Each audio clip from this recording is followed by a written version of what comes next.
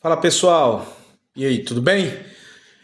A pedido do nosso reverendo, né, o nosso bispo primaz aí, o pastor Joel, amanhã a gente vai estar começando a falar sobre esse livrinho aqui, né? Lidere com isso em mente. E os irmãos vão estar recebendo esse livro aí e a gente vai começar a pensar sobre eles aí nos nossos encontros de oração.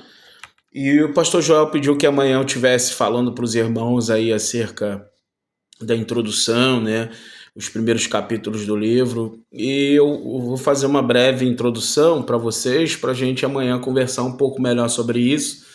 Haja vista que os irmãos ainda não têm o livro, então, para facilitar, para não ficar uma coisa tão maçante, leitura, eu resolvi gravar um vídeo que fica mais fácil, até para a gente poder assimilar, né? Ou até mesmo ter acesso. Às vezes vocês já podem estar cansados pelo dia e amanhã acordar cedo para ir para a nossa reunião e acabar aí a gente não tendo aí a disponibilidade para uma leitura ou já está cansado, enfim.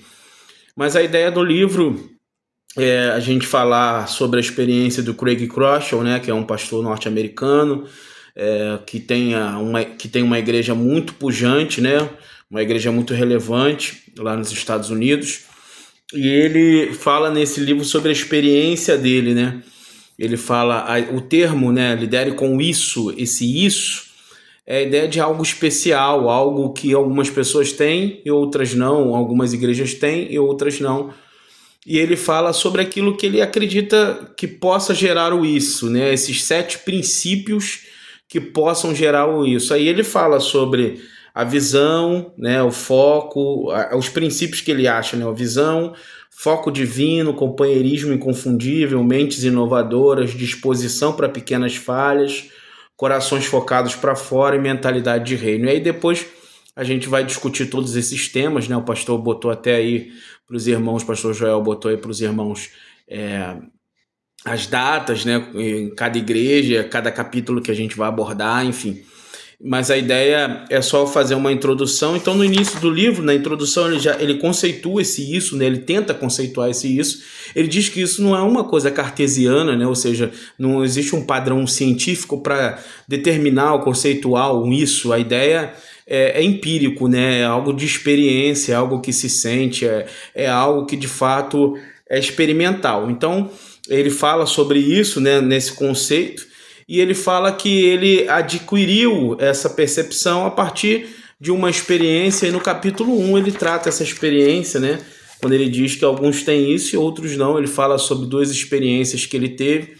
Ele diz que se converteu ainda quando estava na faculdade, né? Lendo um Gideão, né? Daquele Novo Testamento. E ele decide procurar uma igreja, porque ele sabe que, obviamente, ele se converteu, mas ele precisa de uma igreja, né? E aí ele vai procurar uma igreja. A primeira experiência que ele tem numa igreja linda, né? Uma igreja histórica, uma igreja extremamente bem arrumada, com arquitetura linda. Ele descreve a arquitetura da igreja de uma forma assim bem minuciosa, né? Falando sobre sinos, sobre o hall de entrada da igreja, enfim. Mas ele fala que a experiência dele foi muito ruim. As pessoas foram apáticas, insensíveis, preconceituosas, né? Inclusive tendo uma pessoa que manda ele se levantar do lugar, porque o lugar é dela sentar, né, no santuário, né? Por incrível que pareça, eu passei por isso aqui na igreja, né? Tinha uma irmã que tinha essa percepção de que, porque ela tinha comprado os bancos, né? Ela tinha um lugar cativo aqui na igreja, eu passei por isso. Então, assim, ele descreve essa situação, né? E ele descreve isso como uma experiência muito ruim.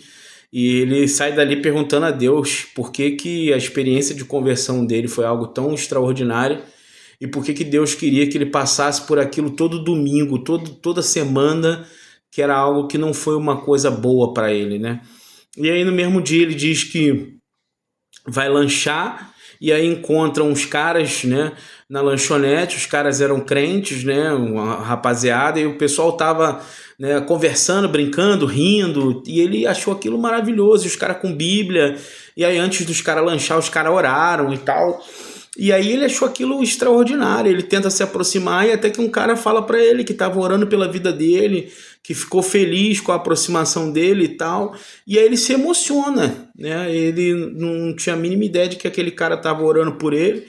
E aí ele fala, o cara fala, chama ele para ir na igreja, né? Aí ele pensa, pô, vou repetir a mesma coisa, aquela coisa, né? E aí ele cede pro cara, vai até a igreja do cara, e mesmo ele descreve, né? Mesmo pegando um engarrafamento monstruoso, mesmo a igreja não tendo cara de igreja, a coisa não sendo legal, assim, aparentemente legal, mesmo as coisas não estando tão alinhadas como a primeira igreja dele. Nessa segunda igreja ele se sentiu ao contrário, se sentiu amado, se sentiu acolhido, se sentiu respeitado, se sentiu parte daquilo, ele sentiu um carinho, e ali ele começou a ter um sentimento de pertencimento, de engajamento, e ele diz então que não só teve uma experiência com Cristo, mas agora ele também teve uma experiência com a igreja.